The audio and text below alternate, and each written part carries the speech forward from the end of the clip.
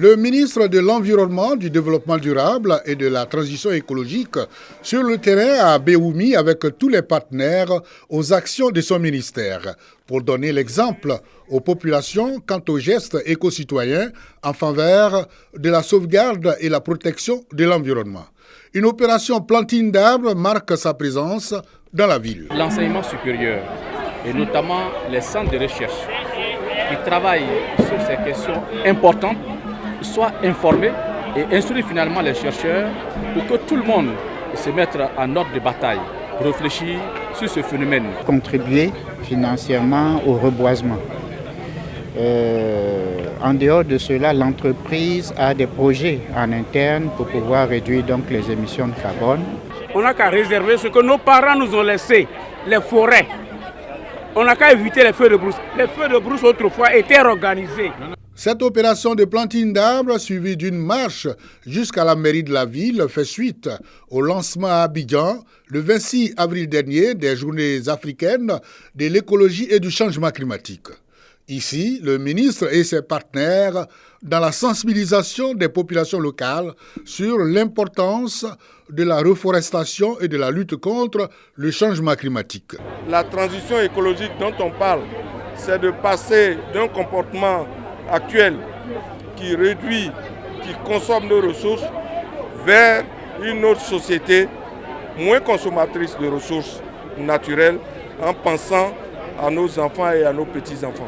Pour contribuer à la réduction de l'impact des gaz à effet de serre sur les ressources forestières, des foyers écologiques ont été distribués à certaines familles en vue d'encourager des cuissons propres.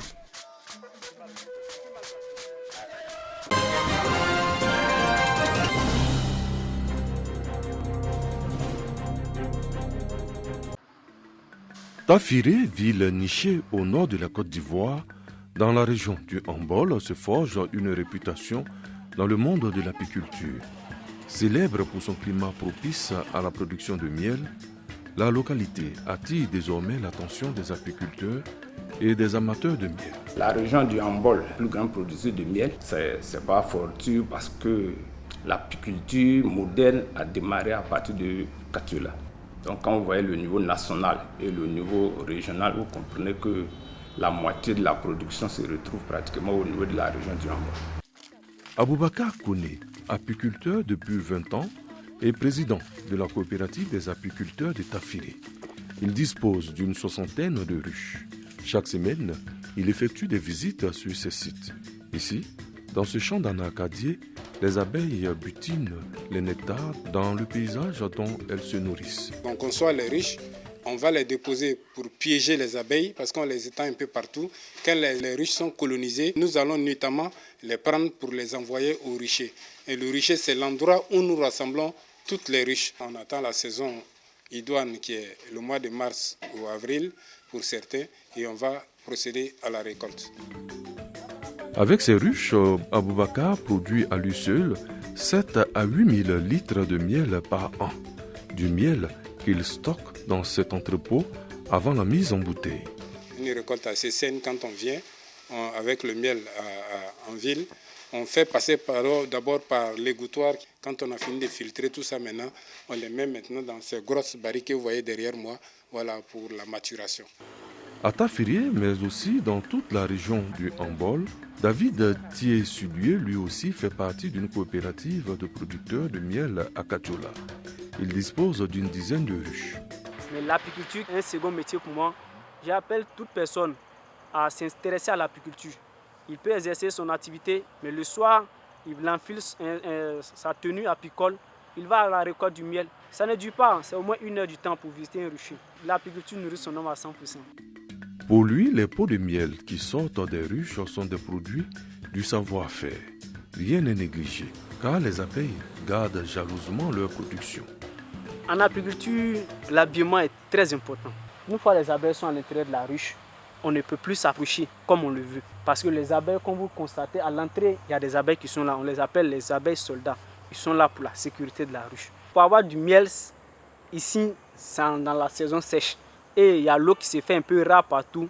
Les abeilles décident de stocker une réserve alimentaire qu'on peut dire appeler le grenier.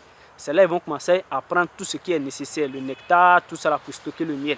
Et c'est là, nous, apiculteurs, on va dire, les abeilles aussi ont commencé à produire le miel, on va aller chercher le miel. L'industrie apicole dans la région du Hambol contribue au développement économique local. Ici à Tafiri, les petits villages d'à côté ici, gens, et tous fait miel quoi. Donc, quand le moment arrive, ils nous envoient, on paye et puis on revend. Ça marche. La Côte d'Ivoire, selon des données, produit chaque année 30 tonnes de miel.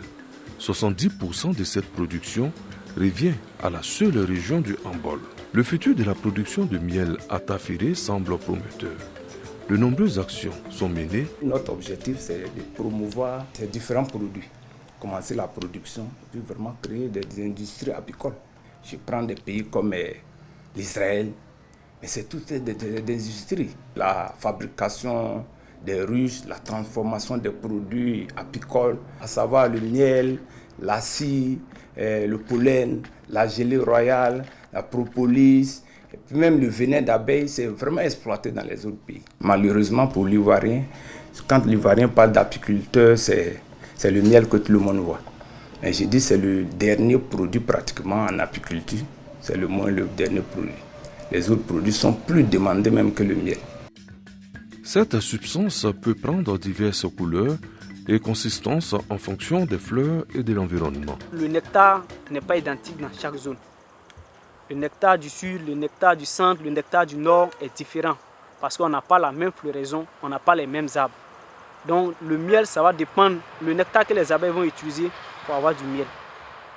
C'est là on va parler du miel clair, miel noir, miel sombre. Reconnu pour ses pouvoirs cicatrisants et curatifs, le miel est surtout une bonne alternative au sucre.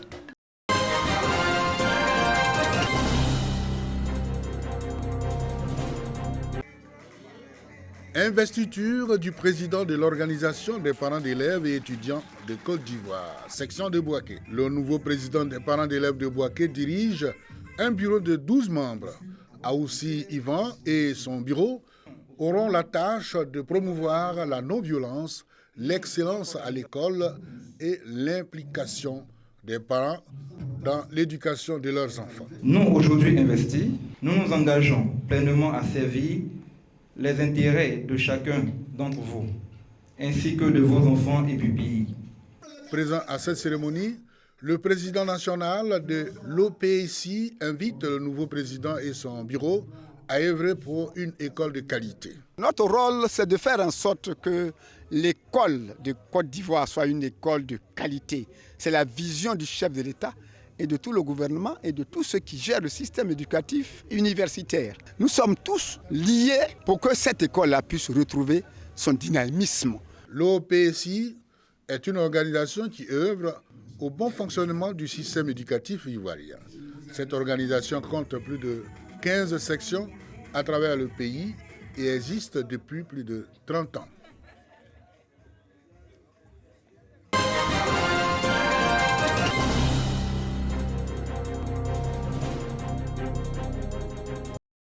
Place publique Gouréléon de Gonfla, village du département de Saint-Fra. La mutuelle de développement a battu le rappel de ses filles et fils pour une journée dédiée à la réconciliation et à la paix. En effet, Gonfla a connu une crise en 1966 qui a divisé les populations. Le 11 avril 1982, des cadres ont réuni les deux parties. Je tends encore ce matin la main à nos frères, à nos sœurs, qui ont abandonné le convoi de la réconciliation et la paix.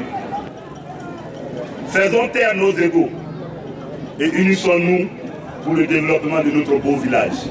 Le 11 avril 1982, il y a eu une réconciliation, mais elle a été oubliée. Il faut la faire vivre. Il faut la montrer à nos enfants, l'importance de cette réconciliation. Cette commémoration vise à sensibiliser les jeunes sur les valeurs de cohésion et de vivre ensemble. Le président de la Haute Autorité pour la bonne gouvernance, Epiphanos Roubibalo, fils de Saint-Fra, était le parrain de cette journée. Son représentant invite les populations à mettre en avant le développement de Gonfla. Le message du parrain a été clair. En fait, on commémore cette journée pour dire que ce que nos parents ont fait avant, qui a créé la division, que cela ne se répète plus. Que nous qui sommes la jeune génération, cultivons la paix, l'entente, la cohésion et que plus de division. Le sous-préfet de Bazré salue l'initiative qui contribue à l'essor du village. 42 ans après, la réunification Gonfla connaît quelques difficultés qui entravent son essor, notamment l'extension du réseau électrique, de l'école primaire, le lotissement et le reprofilage des rues du village.